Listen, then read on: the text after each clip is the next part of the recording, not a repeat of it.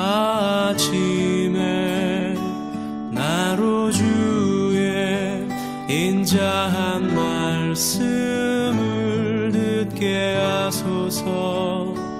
내가 주를 의뢰합니다. 사랑의 하나님 아버지, 흩어져 있는 주님의 백성들이 각자의 처소에서 예배하며 말씀을 묵상합니다. 있는 곳이 하나님을 경외하는 자리가 되게 하여 주시고 그곳이 베델이 되게 하여 주시옵소서. 세상에서 또 한 주일을 시작합니다. 주님 우리와 동행하여 주시며 우리의 길 되어 주셔서 오직 주님만 의지하게 하여 주시기를 간구하고 원하오니 모든 것이 주님의 은혜라 고백하게 하옵소서. 오늘 또 말씀으로 세임을 얻기를 원합니다. 흡족한 은혜도 허락하여 주시고 우리에게 일용할 양식도 내려 주시옵소서. 특히 세상이 알 수 없는 주님의 역사를 기다리는 가정과 성도들에게 주님의 얼굴을 나타내 주시기를 간구합니다. 임재하여 주시옵소서. 이 모든 말씀 우리의 주인 되시는 예수 그리스도의 이름으로 기도합니다. 아멘. 다 같이 찬송가 455장을 부르시겠습니다.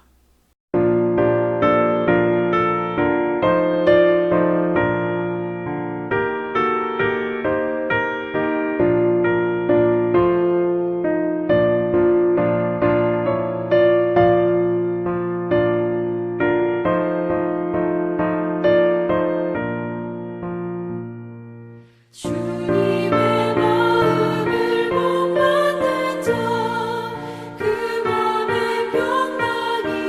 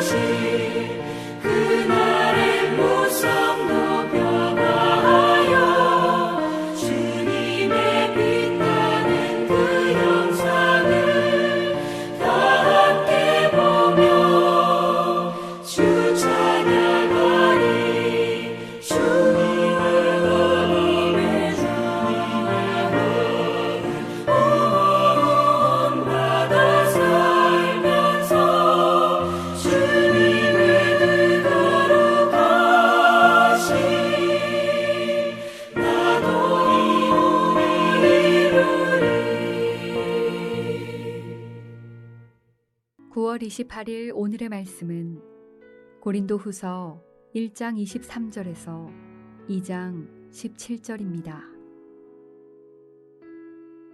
내가 내 목숨을 걸고 하나님을 불러 증언하시게 하노니 내가 다시 고린도에 가지 아니한 것은 너희를 아끼려 함이라. 우리가 너희 믿음을 주관하려는 것이 아니요 오직 너희 기쁨을 돕는 자가 되려 함이니 이는 너희가 믿음에 섰음이라. 내가 다시는 너희에게 근심 중에 나아가지 아니하기로 스스로 결심하였노니 내가 너희를 근심하게 한다면 내가 근심하게 한 자밖에 나를 기쁘게 할 자가 누구냐. 내가 이같이 쓴 것은 내가 갈 때에 마땅히 나를 기쁘게 할 자로부터 도리어 근심을 얻을까 염려하미요. 또 너희 모두에 대한 나의 기쁨이 너희 모두의 기쁨인 줄 확신함이로라. 내가 마음에 큰 눌림과 걱정이 있어 많은 눈물로 너희에게 썼노니 이는 너희로 근심하게 하려 한 것이 아니요 오직 내가 너희를 향하여 넘치는 사랑이 있음을 너희로 알게 하려 함이라. 근심하게 한 자가 있었을지라도 나를 근심하게 한 것이 아니요 어느 정도 너희 모두를 근심하게 한 것이니 어느 정도라 함은 내가 너무 지나치게 말하지 아니하려 함이라. 이러한 사람은 많은 사람에게서 벌 받는 것이 마땅하도다. 그런즉 너희는 차라리 그를 용서하고 위로할 것이니 그가 너무 많은 근심에 잠길까 두려워하노라. 그러므로 너희를 권하노니 사랑을 그들에게 나타내라. 너희가 범사에 순종하는지 그 증거를 알고자 하여 내가 이것을 너희에게 썼노라. 너희가 무슨 일에든지 누구를 용서하면 나도 그리하고 내가 만일 용서한 일이 있으면 용서한 그것은 너희를 위하여 그리스도 앞에서 한 것이니 이는 우리로 사탄에게 속지 않게 하려 함이라. 우리는 그 계책을 알지 못하는 바가 아니로라. 내가 그리스도의 복음을 위하여 드로아에 이름에 주 안에서 문이 내게 열렸으되 내가 내 형제 디도를 만나지 못하므로 내 심령이 편하지 못하여 그들을 작별하고 마게도냐로 갔노라. 항상 우리를 그리스도 안에서 이기게 하시고 우리로 말미암아 각처에서 그리스도를 아는 냄새를 나타내시는 하나님께 감사하노라. 우리는 구원받는 자들에게나 망하는 자들에게나 하나님 앞에서 그리스도의 향기니 이 사람에게는 사망으로부터 사망에 이르는 냄새요 저 사람에게는 생명으로부터 생명에 이르는 냄새라. 누가 이 일을 감당하리요. 우리는 수많은 사람들처럼 하나님의 말씀을 혼잡하게 하지 아니하고 곧 순전함으로 하나님께 받은 것 같이 하나님 앞에서와 그리스도 안에서 말하노라. 또 한 주일을 세상에서 시작할 때에 주님과 동행하는 날들로 만들어 가시기를 바랍니다. 우리가 묵상하고 있는 고린도 후서는 크게 두 가지 목적을 가지고 기록을 했습니다. 첫째는 예루살렘을 위한 연보 사역에 고린도 교회의 참여를 요청하기 위함이고, 둘째는 거짓 사도들의 영향으로 흔들리는 교회를 바로잡기 위함이었습니다. 바울과의 내적 갈등은 대부분 해결되었지만 여전히 바울에게 불순종하는 소수가 남아 있었고, 여기에 외부로부터 온 거짓 사도들이 바울의 사도권을 흔드는 일이 발생을 하였습니다. 그래서 바울은 자신이 하고 있는 이 모든 사역들을 변호하면서 바른 복음을 잘 소개하고 더 나아가 교회가 바르게 분별할 것까지 요청을 하고 거짓 사도들과 가까이 한 자들을 경계할 것을 경고하는 목적을 가지고 쓴 편지가 바로 고린도 후서입니다. 오늘 우리가 묵상하게 될 본문은 12절부터 22절과 연결해서 고린도 교회의 방문 계획이 변경된 구체적 이유를 설명하는 내용부터 시작을 합니다. 바울은 고린도 교회의 방문 계획을 변경한 이유를 독자들에게 밝히면서 서두에 강한 메시지를 사용합니다. 내가 목숨을 걸고 하나님을 증인으로 세우기까지 한다. 이러한 표현을 쓰고 있습니다. 자신의 말이 진실임을 매우 강조하는 진지한 표현입니다. 하지만 이면에는 그렇게까지 자신이 세운 교회에 자신이 거짓말하고 있지 않다는 것을 증명해야만 하는 바울 입장에서는 매우 슬픈 표현이기도 합니다.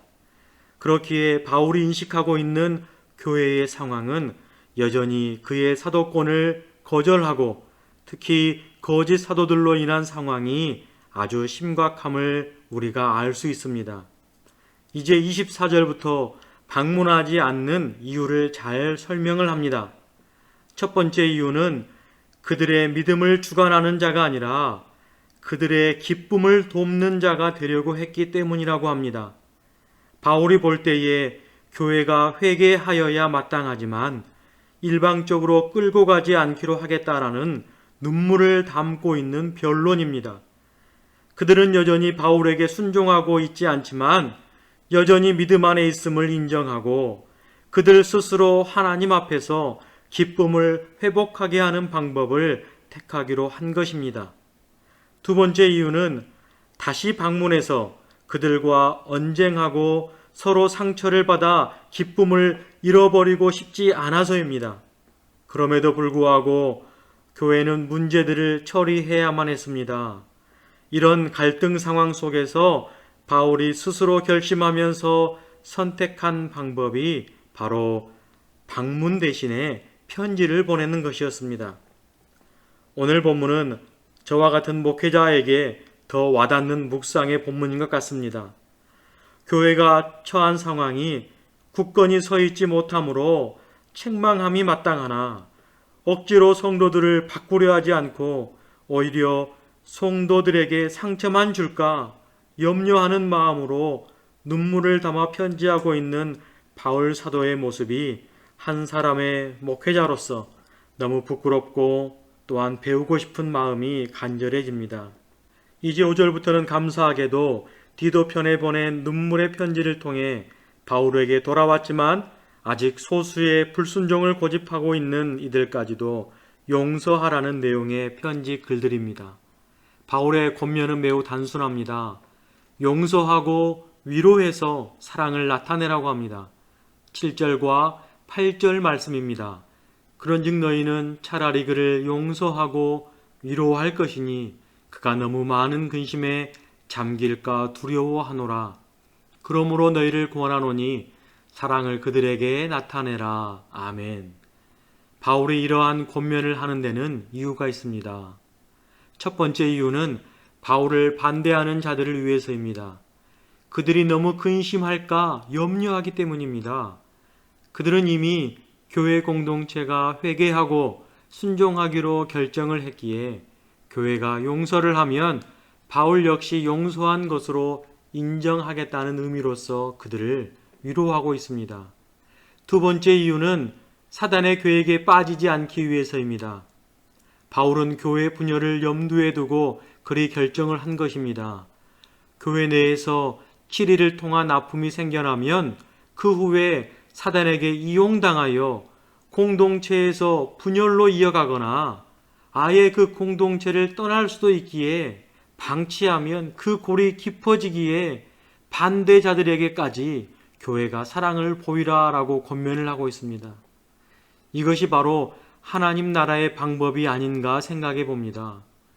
바울 사도의 로마서 말씀을 그대로 인용하자면 악에게 지지 말고 선으로 악을 이기라 라는 말씀이 이루어지는 공동체인 것 같습니다. 이제 14절부터 17절은 바울의 사역 변호에 관한 말씀인데요. 고린도에 보낸 눈물의 편지에 대한 반응을 알기까지 바울은 사역에 집중할 수가 없었습니다. 바울은 하나님의 말씀을 가지고 이익의 수단으로 삼으려는 자들과 달리 순전함으로 하나님과 예수 앞에서 말하는 것처럼 말씀을 증거하였습니다. 사람들에게 전했지만 환심이나 인기를 위해서가 아니었습니다. 왜냐하면 하나님께서 그를 사로잡아 사역자로 살게 하셨기 때문입니다. 그래서 그는 17절에 당당하게 고백을 합니다. 우리는 수많은 사람들처럼 하나님의 말씀을 혼잡하게 하지 아니하고 곧 순전함으로 하나님께 받은 것 같이 하나님 앞에서와 그리스도 안에서 말하노라. 아멘. 바울의 인생을 살펴보면 무언가를 가지려 하기보다는 지키려고 한 자인 것 같습니다. 자신의 부르심을 지키려고 했고, 맡겨진 사명을 지키려고 했고, 성도를 지키려고 했고, 교회 공동체를 지키려 했고, 무엇보다 복음을 지키는 자임에 틀림없었습니다. 그래서 그에게 풍기는 냄새는 그리스도를 아는 냄새라라고 기록을 하고 있습니다. 그 냄새는 다른 것이 섞이지 않는 순전함의 냄새였습니다. 오늘 또 영상으로 또는 음성으로 함께 묵상하고 있는 성도 여러분, 바울이 복음의 확장의 선두가 될 수밖에 없는 이유가 바로 여기에 있습니다.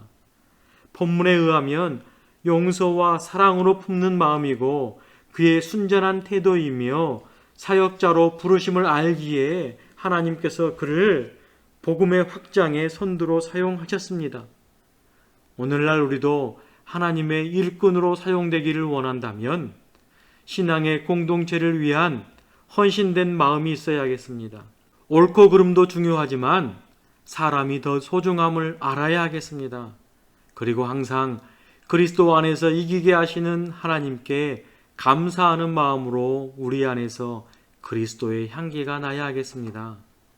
오늘 하루도 품어야 할 사람이 있다면 우리가 확실히 품을 수 있는 귀한 하루가 되시기를 주님의 이름으로 부탁드립니다. 기도하겠습니다. 우리를 택하여 주신 하나님 아버지, 수많은 교회 공동체 속에서 한 교회를 섬기게 하시니 감사합니다. 어려운 시대를 지내고 있지만 신앙의 공동체가 흔들리지 않게 하여 주시고 서로가 서로를 위해 세움받기를 원하오니 우리 안에 용서와 사랑이 넘치게 하여 주시옵소서. 오늘 말씀처럼 순전함으로 그리스도의 향기를 드러내기를 원합니다. 우리를 통해 생명을 살리는 일을 잘 감당하게 하여 주시옵소서. 이 모든 말씀 우리 구주 예수 그리스도의 이름으로 기도합니다. 아멘. 이 시간에는 우리 민족과 나라를 위하여 또한 우리가 섬기고 있는 교회를 위하여 여러분의 가정과 여러분 개인을 위하여 함께 하나님 앞에 기도로 나아가겠습니다.